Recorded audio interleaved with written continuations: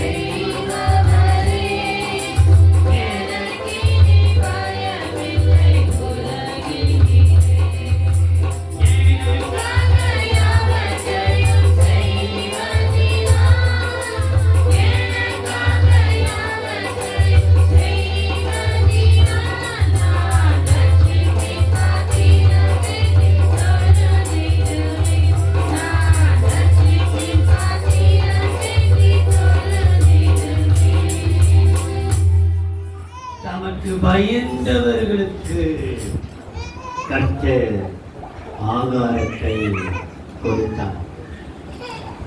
தேவன் தமக்கு பயந்தவர்களுக்கு ஆகாரம் கொடுத்தார் என்று சொல்லப்பட்டிருக்கிறதே. எப்படிப்பட்ட ஆகாரத்தை கொடுத்தார்? ஏன் அந்த ஆகாரத்தை தமக்கு பயந்தவர்களுக்கு மாத்திரம் கொடுத்தார் என்று பார்ப்பதற்கு முன்பாக இன்னும் சில வசனத்தை சொல்லி 132 சங்கீதம் 15 வசனம். அதன் ஆகாரத்தை 132 சங்கீதம் 15 வசனம். அதன் ஆகாரத்தை நான் ஆசீர்வதித்து வருவேன், அதன் ஏழைகளை நான் அப்பத்தினால் திருப்தியாக்குவேன். ஆகாரம் கொடுத்த ஜனங்களை ஆசீர்வதிப்பே, அப்படி ஏழைகளை பராமரிப்பேன்.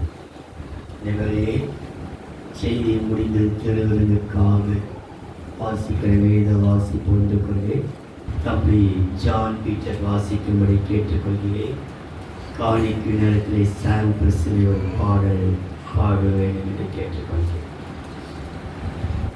அங்க போடப்பட்டிருக்கிறது, அதன் ஏழைகளுக்கு ஆகாரத்தை கர்த்தர் கொடுத்து அவளை பராமரிக்கிறார்.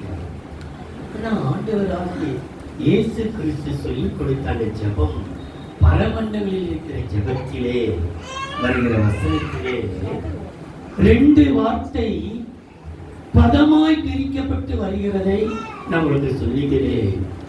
மத்தேயு சுவிசேஷம் 6ஆம் அதிகாரம் 11ஆம் வசனம். எங்களுக்கு வேண்டிய ஆகாரத்தை இன்று எங்களுக்கு தாரும். எங்களுக்கு வேண்டிய ஆகாரத்தை இன்று எங்களுக்கு இன்று பரமண்டலில் இருக்கிற பிதாவே, இன்று எங்களுக்கு அந்த ஆகாரத்தை தாரும். இதே ஜெபம் லூக்கா எப்படி எழுதி வைத்திருக்கிறார் பாருங்கள். லூக்கா 11ஆம் அதிகாரம் 3ஆம் வசனம். எங்களுக்கு வேண்டிய ஆகாரத்தை அன்றென்றும் எங்களுக்கு தாரும். அன்றென்றைக்கு தாரும். இன்று மாத்திரமல்ல, அன்றென்றைக்கு. அப்போ தேவ வசனம் எவ்வளவு ஞானமா! இன்று மாத்திரமல்ல, இன்றைக்கும் கர்த்தர் தருவார் என்று அவர் தரவல்லவராக இருக்கிறார். ஏனென்றால் பரலோகத்திற்கு பிதா தமக்கு பயந்தவர்களுக்கு ஆகாரம் கொடுத்தார். எப்படிப்பட்ட ஆகாரம் கொடுத்தார் அல்லது கொடுத்து கொண்டிருக்கிறார், இனிமேல் கொடுக்கப்படுகிறார் என்று தியானிப்பதற்கு பார்க்கிறோம். நீங்கள் முதலாவது பாருங்கள், ஆதியாகமம் 49ஆம் அதிகாரம் 20ஆம் வசனம். ஆசேருடைய ஆகாரம். ஆதியாகமம் 49ஆம் அதிகாரம் 20ஆம் வசனம். ஆசேருடைய ஆகாரம் கொழுமையாயிருக்கும். கொழுமையான ஆகாரத்தை கர்த்தர் கொடுத்தார். எப்படிப்பட்ட ஆகாரத்தை கொடுத்தாரா? கொழுமையான ஆகாரம். ஆசேருடைய ஆகாரம் சாதாரண ஆகாரம் இல்லை. ஏதோ சாப்பாடு ஒரு அரிசி போட்டு ஒரு சாம்பார் அதல்ல, கொழுமையான ராஜ உபதேசமான ராஜ போஜனம் போல ஆசேருடைய ஆகாரம். எப்படிப்பட்ட ஆகாரமா? அது கொழுமையான. இந்த கொழுமையான ஆகாரம் என்று சொல்வதற்கு முதலாக இந்த கொழுமையான ஆகாரத்தை தேவன் எங்கே உருவாக்கினார் என்று பார்க்கும் பொழுது ஆதியாகமம் 6ஆம் அதிகாரம் 21ஆம் வசனம். சகலவித போஜன பதார்த்தங்களையும் சேர்த்து. ஆதியாகமம் 6ஆம் அதிகாரம் 21ஆம் வசனம். உனக்கும் அவைகளுக்கும் ஆதாரமாக சகலவித போஜன பதார்த்தங்களையும் சேர்த்து. சகலவிதமான போஜன பதார்த்தங்களை அன்றன்றைக்கு வேண்டிய அன்றாட காட்சி அல்ல நம்ம எல்லாம். அப்பதான் போய் 100 பருப்பு 100 எண்ணெய் அப்படி அல்ல. நமக்கு அன்றன்றைக்கு வேண்டியது இருந்தாலும் காட்டு மிருகங்களுக்கும் நாட்டு மிருகங்களுக்கும் சில ஜீவன் ஜந்துகளுக்கும் சேமிப்பு உண்டாக்கும்படிக்கு இதைதான் யோசேப்புடைய நாட்களிலேயும் ஆதியாகமம் 41ஆம் அதிகாரம் 35ஆம் வசனம். ஆதியாகமம் 41ஆம் அதிகாரம் 35ஆம் வசனம். வரப்போகிற நல்ல வருஷம் நமக்கு 2025ஆம் ஆண்டு எப்படி இருக்கும் நீ கவலைப்படாதே. வரப்போகிற வருஷம் ஒரு விசேஷித்த வருஷமா இருக்க போகிறது. அதெல்லாம் சொல்லப்பட்டிருக்கிறது ஆதியாகமம் 41:35. அவர் வரப்போகிற நல்ல வருஷங்களில் விளையும் தானியங்கள் எல்லாம் சேர்த்து பட்டணங்களில் ஆகாரம் உண்டாயிருக்கும்படிக்கு பார்வோனுடைய அதிகாரத்துக்குள்ளாக கவனிங்கள். அப்ப தீங்கன் ஒரு சேமிப்புள்ள ஒரு ஆகாரத்தை கொழுமையான ஆகாரம் என்று சொல்லும் பொழுது நமக்கு பசி பட்டினி அந்த நேரத்தில் ஓடி போய் வாங்கி வைக்கிற அந்த ஆகாரம் அல்ல. எப்பொழுது நம்ம வீட்டுக்குள்ளே ஆயத்தமாக்கப்பட்ட ஒரு தேவை நிறைந்த ஆகாரங்களை கர்த்தர் சேமித்து வைக்க தேவன் கிருபை தரார். இந்த வருஷம் எப்படியோ போயிடுச்சு, அடுத்த வருஷம் எப்படி இருக்குமோ தெரியாதே, கவலைப்படாதே. வசனம் என்ன சொல்கிறது? வரப்போகிற நல்ல வருஷத்தில் விலை உயர்ந்த ஆகாரங்களை நீ சேர்த்து. இந்த கொழுமையான ஆகாரம் என்று சொல்லும் பொழுது வேதத்தை பார்க்கிறோம்.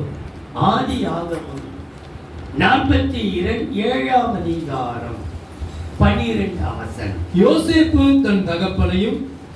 ஆதியாகமம் 47ஆம் அதிகாரம் 12ஆம் வசனம். யோசேப்பு தன் தகப்பனையும் தன் சகோதரரையும் தன் தகப்பனுடைய குடும்பத்தார் அனைவரையும் அவரவர்கள் குடும்பத்திற்கு தக்கதாய் ஆகாரம் கொடுத்து ஆதரித்து வந்தான். அவரவர்கள் குடும்பத்துக்கு தக்கதாக ரேஷன் ஆகாரம் கொடுத்து வந்தான். இந்த ரேஷன் கடனை எப்ப ஆரம்பித்தது என்றால் யோசேப்பு காலத்திலேயே ஆரம்பிக்கப்பட்டது. எல்லா ரேஷன் குடும்பத்திற்கு ஒரு குடும்ப தலைவிக்கு வேண்டிய ஆகாரம் அப்பவே பரிமாறப்பட்டது. ஆகையினாலே இன்றைக்குதான் ரேஷன் கடை புதுசு அல்ல, ஆதி காலத்திலே ரேஷன் ஆரம்பிச்சு அவரோட குடும்பத்துக்கு தக்கதாக ஆகாரம் அரிசி பருப்பு பாமாயில் அவங்க கொடுத்து ஒரு வார்த்தை வருமா தெரியாது. ஆனா கர்த்தர் நமக்கு கொடுக்கிறது மாதம் முழுவதும் இருக்கத்தக்க கர்த்தர். இந்த கொழுமையான ஆகாரத்தினாலே நாம் கற்றுக்கொள்ள வேண்டிய பாடம் ஒன்று உண்டு. என்னவென்றால் நெகேமியா 8ஆம் அதிகாரம் 9-10. ஜனங்கள் எல்லாரும் கவனியுங்கள். இந்த கொழுமையான ஆகாரத்தை கொடுத்தாரே, எதற்காக கொடுத்தார்? அது நமக்கு ஏன் கொடுத்தார்? அவர் கொடுத்ததினால் ஒரு நன்மையை இந்த 2 வசனத்தை நீங்கள் பார்க்கலாம். நெகேமியா 8ஆம் அதிகாரம் 9-10. ஜனங்கள் எல்லாரும் நியாயப்பிரமாணத்தின் வார்த்தைகளை கேட்ட பொழுது அழுதபடியால் அழுகிறார்கள். எங்க வாழ்க்கையிலேயே உன் அழுகையை மாற்றுவதற்காகத்தான், உன் அழுகையின் கூக்குகளை கேட்பதற்காகத்தான் உனக்கு கொழுமையான ஆகாரத்தை கர்த்தர் கொடுத்திருக்கிறார். ஜனங்கள் அழுதார்கள். திர்ஷலா எனப்பட்ட நெகேமியாவும் வேத பாரகனாகிய எஸ்ரா என்னும் ஆசாரியனும் ஜனங்களுக்கு விளக்கி காட்டின லேவியரும் சகல ஜனங்களையும் நோக்கி இந்த நாள் உங்கள் தேவனாகிய கர்த்தருக்கு பரிசுத்தமான நாள், இந்த ஆகாரம் கொடுக்கிற நாள், கர்த்தருக்கு பரிசுத்தமான நாள். நீங்கள் துக்கப்படவும் அழவும் வேண்டாம் என்றார்கள். இந்த கொழுமையான ஆகாரத்தை புசிக்கிற உனக்கு அழுகையோ துக்கமோ போராட்டமோ துன்பமோ இருக்க விட மாட்டார். அழுகை, கூக்குரல், வேதனை, துக்கம், போராட்டம் அனைத்தை மாற்றுவதற்காகத்தான் உனக்கு ஒரு கொழுமையான ஆகாரத்தை கற்று வைத்திருக்கிறார். உன் துக்கத்தை மாற்றுவதற்கு, உன் அழுகை கூக்குரலை கேட்பதற்கு, உன் கண்ணீரை துடைப்பதற்கு, உன் வறுமையை போக்குவதற்கு. அழுக வேண்டாம், துக்கப்பட வேண்டாம், இது பரிசுத்தமான நாள். பின்னும் அவன் அவர்களை நோக்கி நீங்கள் போய் கொழுமையானதை புசித்து, கொழுமையானவைகளை, கொழுமையான ஆகாரம், கொழுமையான ஆகாரத்தை புசித்து, மதுரமானதை குடித்து, மதுரமானதை வேண்டாதது அல்ல உனக்கு விரும்பின ஒரு மதுரமான கசப்பான வாழ்க்கை அல்ல உனக்கு மதுரமான வாழ்க்கை. கசப்பை மாற்றுகிற ஒரு மதுரம் இந்த கொழுமையான ஆகாரத்துக்கு உண்டு. நீ ஒரு கசப்போடு உட்கார்ந்து கொண்டிருக்கலாம், துக்கத்தோடு வந்து உட்கார்ந்து கொண்டிருக்கலாம், வேதனையோடு உட்கார்ந்து இருக்கலாம். அங்க போடப்பட்டிருக்குது அந்த 9ஆம் வசனத்திலே, அழ வேண்டாம், விசாரப்பட வேண்டாம், துக்கப்பட வேண்டாம், இந்த நாள் ஆண்டவருக்கு பரிசுத்தமான நாள். ஆகையினாலே கொழுமையானவைகளை புசித்து, மதுரமானதை குடித்து, மதுரமானதை குடித்து, ஒன்றுமில்லாதவர்களுக்கு பங்குகளை அனுப்புங்கள். இந்த நாள் நம்முடைய ஆண்டவருக்கு பரிசுத்தமான நாள், பரிசுத்தமான நாள். விசாரப்பட வேண்டாம், விசாரப்பட வேண்டாம், கர்த்தருக்குள் மகிழ்ச்சியாய் இருப்பதே உங்களுடைய பலன் என்றார். கர்த்தருக்குள் மகிழ்ச்சியாய் இருப்பதே கர்த்தருக்கு பலன் கொடுக்க போகிறார். கர்த்தருக்குள் மகிழ்ச்சியாய் இருப்பதே இந்த கொழுமையான ஆகாரம் உன் துக்கத்தை எல்லாம் மாற்றும், உன் துயரத்தை எல்லாம் மாற்றும், உன் व्यसனத்தை எல்லாம் மாற்றும், உன் துக்கத்தெல்லாம் கசப்பான வாழ்க்கை கூட மாற்றும். உன்னை மதுரமாய் மாற்றி உன்னை மகிழ்ச்சியாக்குவதற்காகத்தான் தமக்கு பயந்தவர்களுக்கு கர்த்தர் ஆகாரம் கொடுத்தார். எந்த ஆகாரம் கொடுத்தார் என்றால் கொழுமையான ஆகாரம்.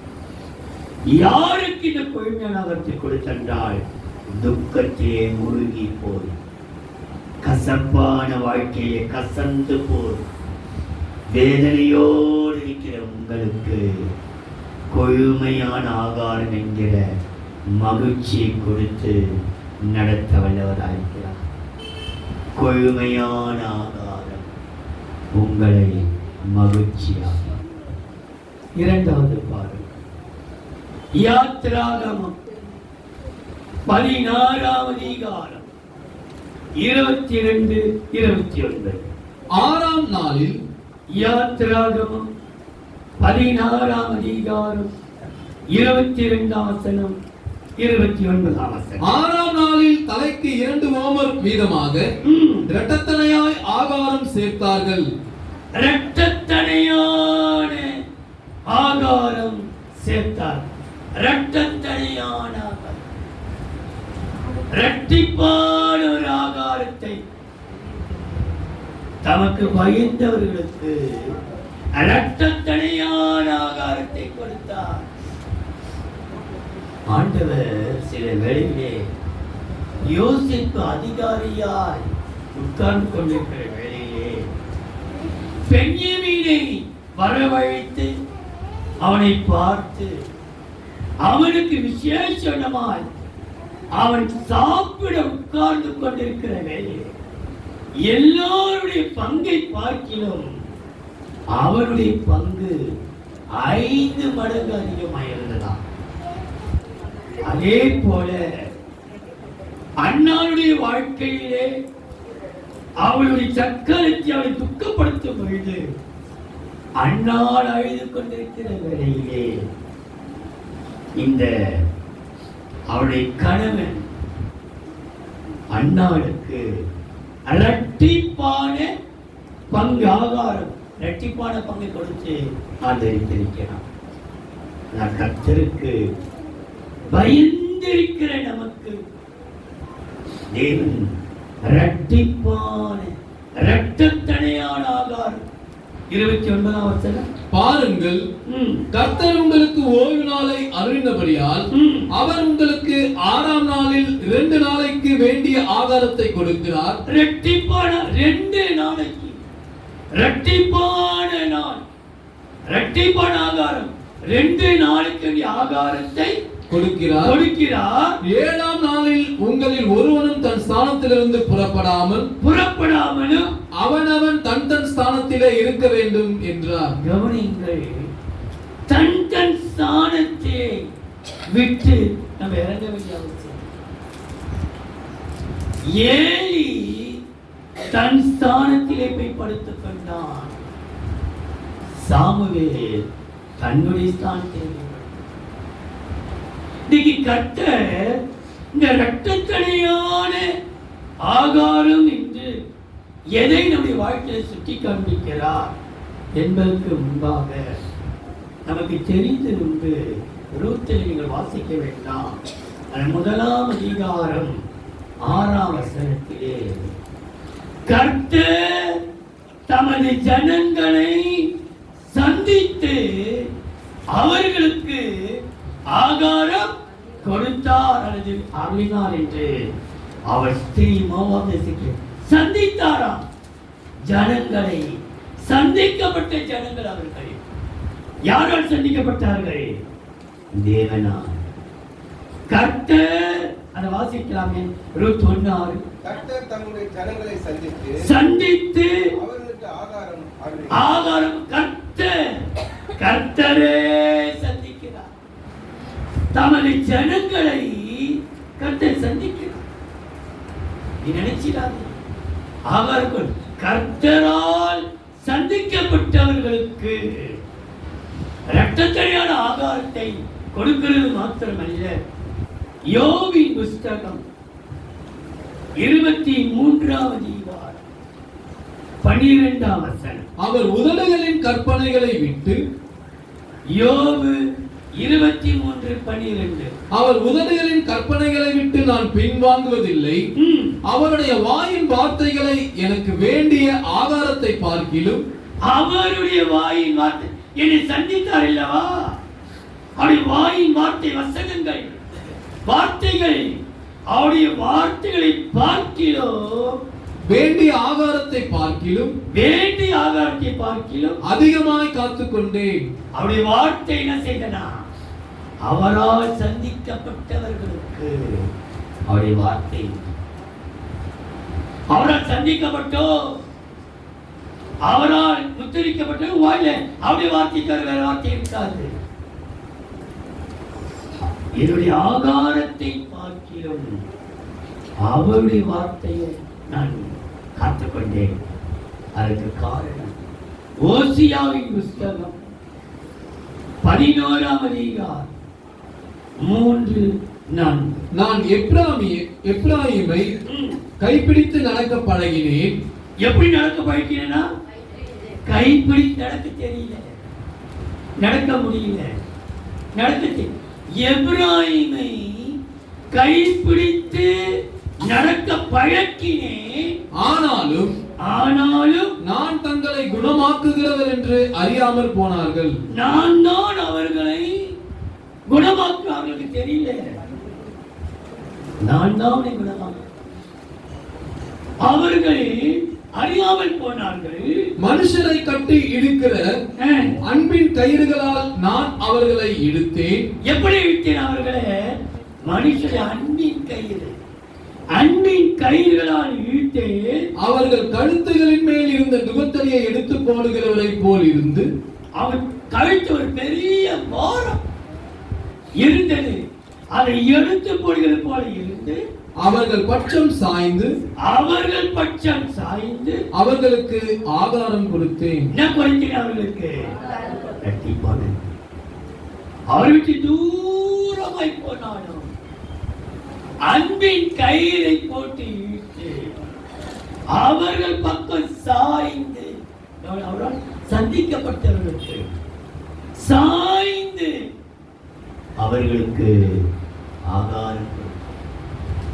இரட்டத்தனியான ஆகாரம் கொடுத்தேன். இரட்டத்தனியான ஆசீர்வாதம், இரட்டிப்பான ஆகாரம் எதற்காக கொடுக்கப்பட்டது?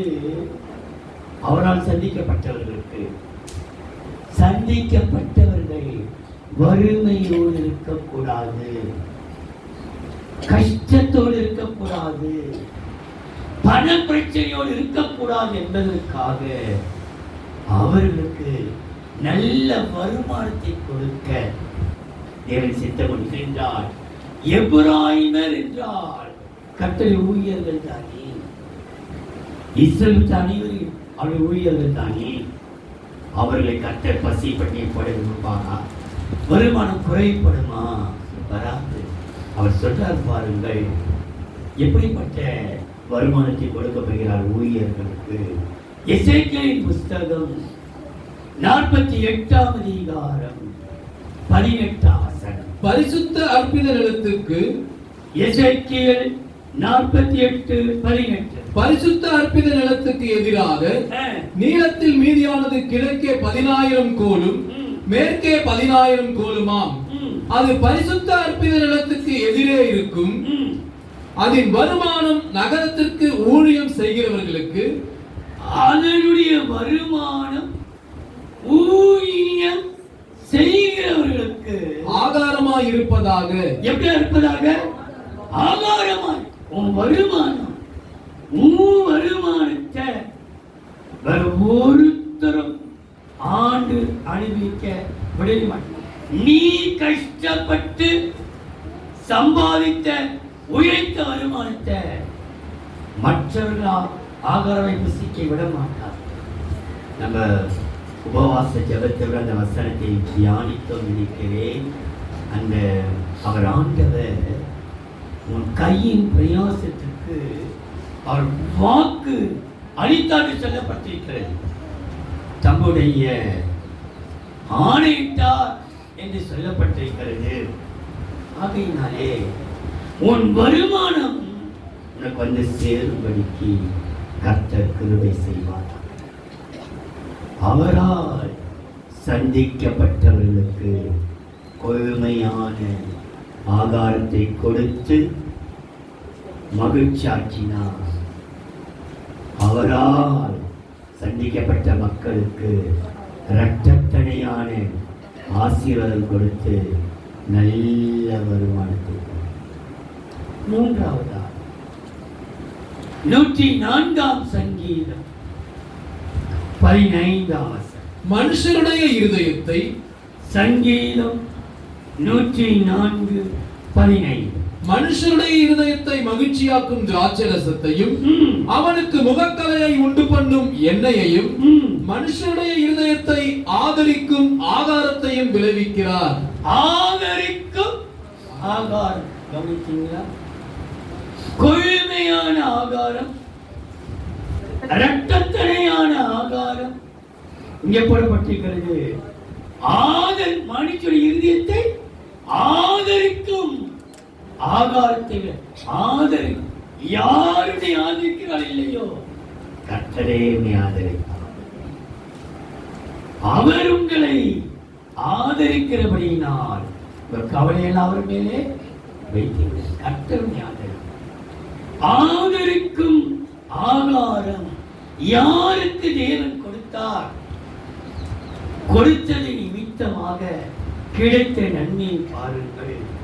78ஆம் சங்கீதம் 24:25. மன்னாவை அவர்களுக்கு ஆகாரமாக வருஷிக்க பண்ணி. 78ஆம் சங்கீதம் 24:25. மன்னாவை அவர்களுக்கு ஆகாரமாக வருஷிக்க பண்ணி வானத்தின் தானியத்தை அவர்களுக்கு கொடுத்தார். தூதர்களின் அப்பத்தை மனுஷன் சாப்பிட்டான். தூதருடைய அப்பத்தை மனுஷன் சாப்பிட்டார். அவர்களுக்கு ஆகாரத்தை பூரணமாய் அனுப்பினார். பூரணமாய் அனுப்பினார். பூரணமே அனுப்பினார். யாருக்கு இந்த பூரணம்? பூரணப்பட்டவர்களுக்கு தேவன் ஆதரிக்கும் எல்லாவற்றையும் ஒரு பூரணம், அறகுறையாக அல்ல. சரி பேர் சொல்லலாம். அரைக்குறைனா ஆடும், நிறைஞ்சு வைக்கிற குறை ஆடவே ஆடாது. பூரணப்படுத்தப்பட்டவர்களுக்கு கர்த்தரை துதிக்கும் பொழுது 136ஆம் சங்கீதம் 25ஆம் வசனத்தில் நிற்கிறேன். ஆகாரம் அளித்தவரை துதியுங்கள், அவர் கிருபை என்றும் உள்ளது. ஆகாரம் 136:25. மாம்ச தேகமுள்ள யாவுக்கும் ஆகாரம் கொடுக்கிறவர் ஆகாரம் கொடுக்கிறவரை துதியுங்கள், துதியுங்கள் அவர் கிருபை என்றும் உள்ளது என்று அவர்கள் எப்போதுமே கிருபை பெற்றவர்கள், எப்போதுமே துதிக்கிறவர்கள், எப்போதுமே பூரணத்தில் இருக்கிறவர்கள். பூரணம் மாத்திரமல்ல, பூரணத்தோடு காணப்படும் எல்லாத்தோடு பூரணம், ஒரு திருப்தி. அப்படின்னா பூரணமாக்கப்பட்ட கிருபையிலே ஒரு பூரணம். மாம்ச தேகமுள்ள யாவுக்கும் ஆகாரம் கொடுக்கிறவரை துதி. அப்போ துதிக்கிற கூட்டம் அது. ஆகாரம் கொடுத்த மாத்திரத்திலே ஆர்ப்பரிக்கிற கூட்டம் அது. கர்த்தருக்கு நன்றியுள்ள கூட்டம் அது. அவன் பூரணமா கிருபையிலே பூரணம், துதியிலே பூரணம், எல்லாம் பூரணமாக்கப்பட்டவர்களுக்கு நாதரிக்கும் ஆகாரத்தை, நாதரிக்கும் ஆகாரம் நம்மை திருப்தியாக்குமா. நம்மளை அறகுறையா இருக்க விடவே மாட்டார். எல்லாத்துலேயும் ஒரு திருப்தி. வாசித்து பாருங்கள். 145ஆம் சங்கீதம் 15-16. எல்லா ஜீவன்களின் கண்களும் எல்லா ஜீவன்களின் கண்களும் உம்மை நோக்கி கொண்டிருக்கிறது. அவரை தான் நோக்கி கொண்டிருக்கிறது, உம்மை நோக்கி கொண்டிருக்கிறது. ஏற்ற வேளையிலே நீர் அவர்களுக்கு ஆகாரம் கொடுத்து, ஏற்ற வேளையிலே ஆகாரம் கொடுத்து, நீர் உமது கையை திறந்து சகல பிராணிகளின் வாஞ்சையையும் திருப்தியாக்குகிறீர். வாஞ்சைகளை, உன் விருப்பங்களை, உன் வாஞ்சை விருப்பங்களை கூட அவர் நிறைவேற்ற அவர் வல்லவராய். உன் வாஞ்சை, உன் விருப்பம் அனைத்தையும் கற்றுக் கொடுத்து உன்னை திருப்தியாக்குவார். யாருக்கு? பூரணமாக்கப்பட்ட மக்களுக்கு, பூரணத்தை நோக்கி ஓடுகிற மக்களுக்கு தேவன் ஆதரிக்கும் ஆகாரத்தை கொடுத்து அவர்களை திருப்தியாக. 4வது ஆகாரத்தை பாருங்கள். ஏசாயா 30:23. அப்பொழுது ஏசாயா 30:23. அப்பொழுது நீ நிலத்தில் விதைக்கும் உன் விதைக்கு அவர் மழையையும் நிலத்தின் பலனாகிய ஆகாரத்தையும் தருவார். பலனாகிய ஆகாரத்தை, பலன்.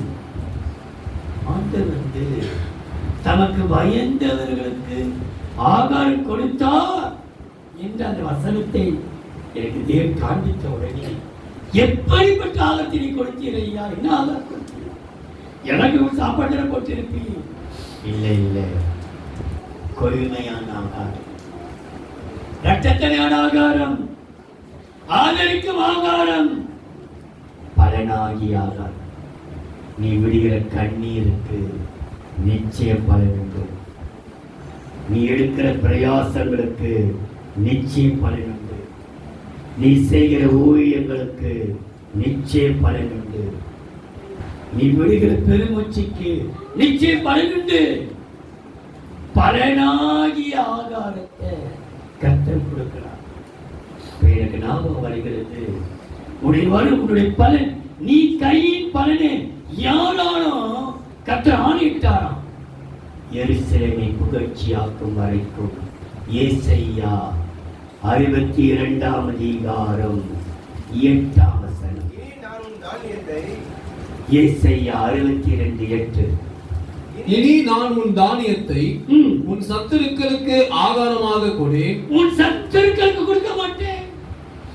உன் பலன், பலனாகிய ஆகாரத்தை உன் சத்துருக்கு கொடுக்க மாட்டேன். உன் பிரயாசத்தினால் ஆகிய உன் திராட்சரசத்தை, நீ பிரயாசம் எடுத்த, நீ ஓடுற, நீ சம்பாதிக்கிற உன்னுடைய பலனை மருத்துவர் சாப்பிட விட மாட்டேன். உன் பலனை மற்றவர்கள் சாப்பிட விட மாட்டேன். வட்டிக்காரர்களுக்கோ தண்ணல்காரர்களுக்கோ மருத்துவமனைக்கோ வக்கீல்களுக்கோ கோர்ட்டுக்கோ கேஸுக்கோ போலீஸுக்கோ உன் பலன் வீணாய் போவாது.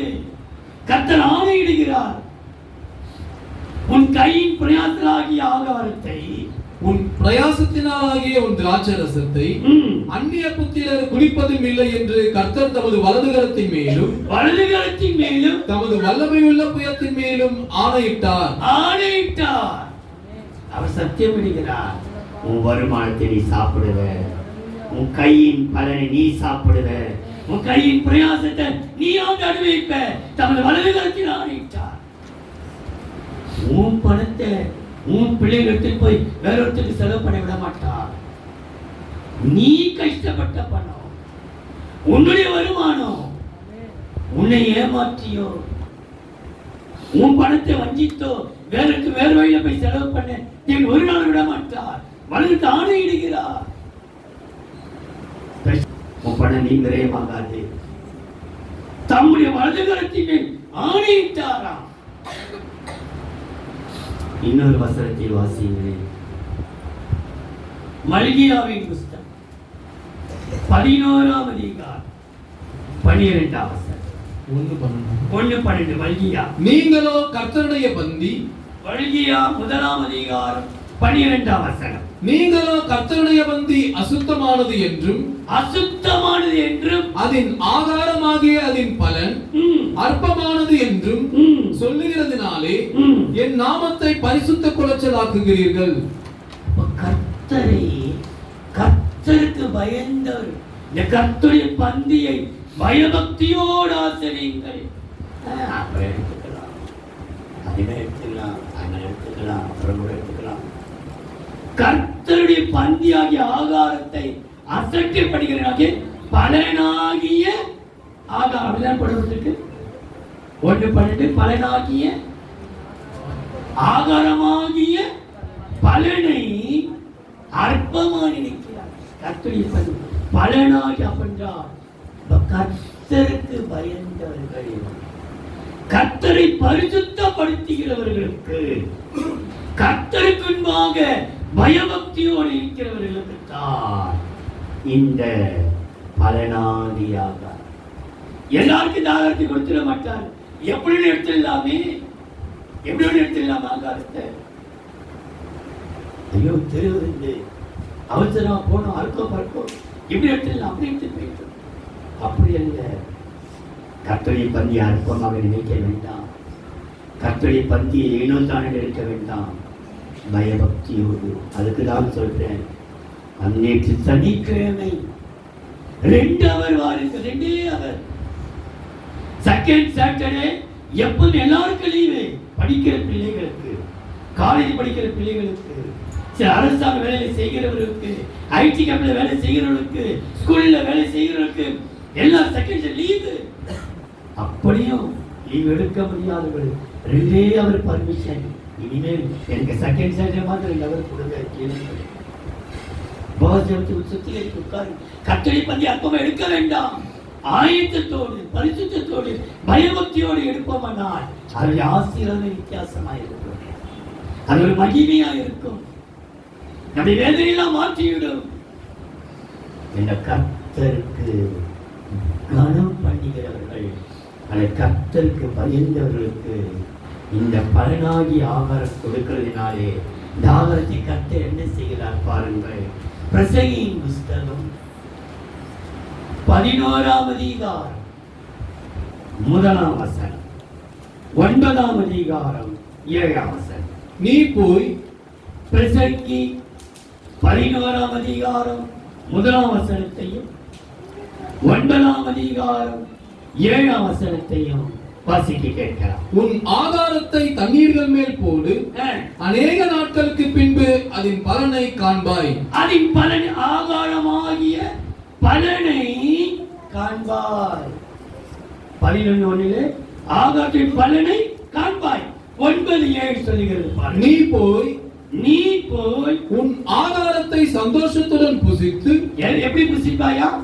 சந்தோஷத்தோடு புசித்து உன் திராட்சரசத்தை மனமகிழ்ச்சியுடன் குடி. மனமகிழ்ச்சியோடு குடி.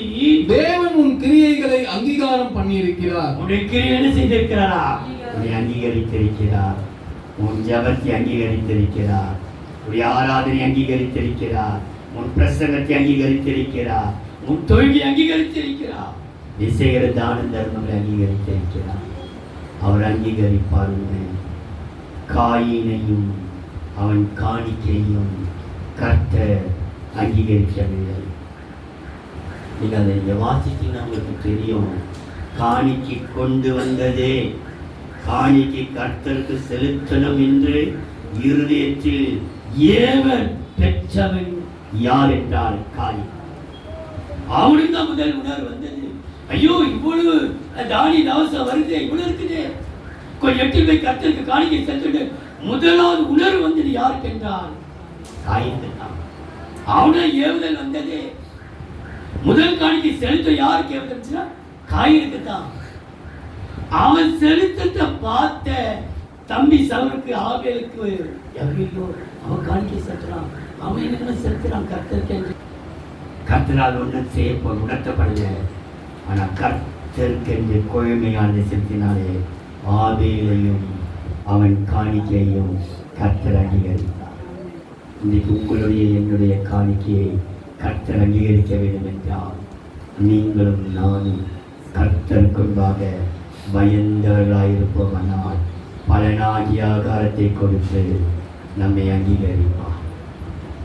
கடைசியாக எபிரேயர் 5ஆம் அதிகாரம் 14ஆம் வசனம். பலமான ஆகாரமானது எபிரேயர் 5ஆம் அதிகாரம் 14ஆம் வசனம். பலமான ஆகாரமானது நன்மை தீமை இன்னதென்று பயிற்சியினால் பகுத்தறியத்தக்கதாக முயற்சி செய்யும். இந்த பலமான ஆகாரம் யாருக்கு? நன்மை எது, தீமை எது? நல்லவர் யார்கள், கெட்டவர் யார்கள்? இந்த காரியம் நல்லதா கெட்டதா நிதானித்து நீ போனை யூஸ் பண்ற, நன்மைக்கு யூஸ் பண்றியா, கெட்டதுக்கு யூஸ் பண்றியா? நல்லது உன் கையில் கொடுக்கப்பட்டிருக்கிற இந்த பலமான ஆகாரம், உன் கையில் கொடுக்கப்பட்டிருக்கிற ஆகாரம் என்ன ஆகாரம்? பலமான ஆகாரம்.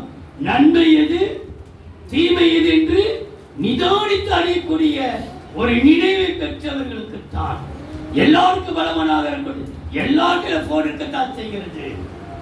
ஆனா எந்த வேலையிலே எதற்காக நீ யூஸ் பண்ணுகிற, எதற்காக யூஸ் பண்ணி பேசுறது, அது கர்த்தர் ஒருவருக்கே தெரியும்.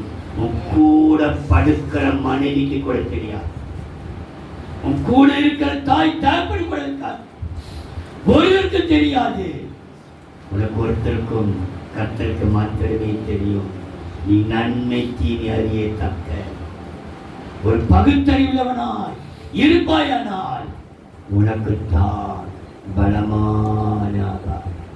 இந்த பலமான ஆகாரத்தை குறித்து 2 கொரிந்தியர் 9ஆம் அதிகாரம் 10ஆம் வசனம். விதைக்கிறவனுக்கு விதையையும் 2 கொரிந்தியர் 9ஆம் அதிகாரம் 10ஆம் வசனம். விதைக்கிறவனுக்கு விதையையும் புசிக்கிறதற்கு ஆகாரத்தையும் அளிக்கிறவர், புசிக்கிறதற்கு ஆகாரத்தையும் அளிக்கிறவர் உங்களுக்கு விதையை அளித்து, உங்களுக்கு விதையை அளித்து அதை பெருக பண்ணி, உங்கள் நீதியின் விளைச்சலை வர்த்திக்க செய்வார். நாளுக்கு நாள் விருத்தியடை வர்த்திக்க செய்வார்.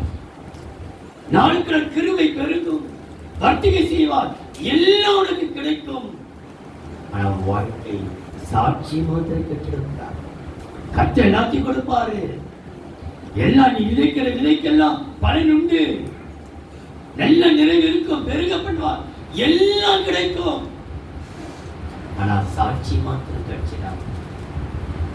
இந்த பலமான ஆகாரம் யாருக்கு என்றால் நன்மை தீமை அறிகிறது, நிதானிக்கிறது. இதுதான் நல்லது, இதுதான் கெட்டது. நீ நிதானித்து நடப்பாயானால் கர்த்தர் எப்படி நிறுத்துறானா? சாட்சியாகவே நிறுத்திடுவார். வாசியுங்கள் அப்போஸ்தலர். இந்த ஆதாரத்தை எப்படி கொடுத்து உன்னை சாட்சியாக நிறுத்தினார். அப்போஸ்தலர் 14ஆம் அதிகாரம் 17ஆம் வசனம். அவர் நன்மை செய்து அவர் தீமை செய்ய நன்மை எது நீ பார். உன் கண்களுக்கு முன்பாக எது நல்லது எது கெட்டது நன்மை எது பார். இனி இறைச்சி கடிதப்படுத்தாது. தாய் தாப்பனுக்கு முன்பாக கூட பிறந்த சகோதரருக்கு முன்பாக நம் யாருக்கும் நம்ம இறைச்சி கடிதப்படுத்த அவர் நன்மை செய்து வானத்திலிருந்து மழைகளையும் செழிப்புள்ள காலங்களையும் நமக்கு தந்து ஆகாரத்தினாலும் சந்தோஷத்தினாலும் நம்முடைய இருதயங்களை நிரப்பி. எப்படி நிரப்பினாரா? ஆகாரம் கொடுத்து சந்தோஷத்தினாலும் இருதயங்களை நிரப்பி. சந்தோஷத்தினாலும் நம்முடைய இருதயங்களை நிரப்பி.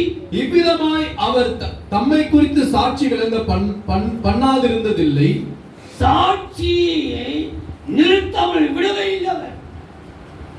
நமக்கு கற்ற மழைகளை தண்ணீர்களை இறைச்சியை அவர் நன்மை செய்து வானத்திலிருந்து மழைகளையும் செழிப்புள்ள காலங்களையும் நமக்கு தந்து. நமக்கு எவ்வளவு கொடுத்தாரா? வறுமை காலம் அல்ல, செழிப்புள்ள காலங்களை தந்து ஆகாரத்தினாலும் சந்தோஷத்தினாலும் நம்முடைய இருதயங்களை நிரப்பி. நம்ம இருதய துக்கம் மேல சிரிக்கிறோம், உள்ள துக்கம்.